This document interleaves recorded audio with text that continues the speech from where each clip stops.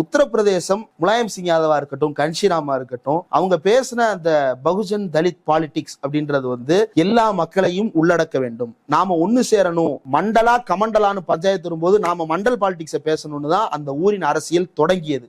அந்த ஊரின் அரசியல் மீண்டும் அதனுடைய தொடக்கத்திற்கே வந்திருக்கிறது. அங்க ஓபிசி உரிமைகள், தலித் உரிமைகள், மாயாவதி 10% ஓட்டு வச்சிருந்தாலும் கூட அவர் கையில் வைத்திருந்த பல இடங்களில் தலித் ஓட்ஸ் பெரிய பெரிய சங்க்ஸா இந்த தடவை எஸ்பிக்கு டிரான்ஸ்பர் ஆயிருக்கு அப்படின்றது வந்து ஒரு நல்ல ஐக்கியம் உருவாக்கி கொண்டிருக்கிறது.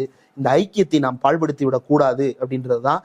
நாம் எல்லாம் இந்த பணியா ஆதிக்கத்துக்கு எதிராக, நாம் எல்லாம் இந்த பார்ப்பன ஏகாதிபத்தியத்துக்கு எதிராக, இந்த பார்ப்பன பணியா பொருளாதார மற்றும் கலாச்சார சீரழிவுகளுக்கும் ஏகாதிபத்தியத்துக்கும் எதிராக மொத்த இந்தியாவாக நாம் திரளக்கூடிய ஒரு நிலை ஏற்பட்டிருக்கிறது.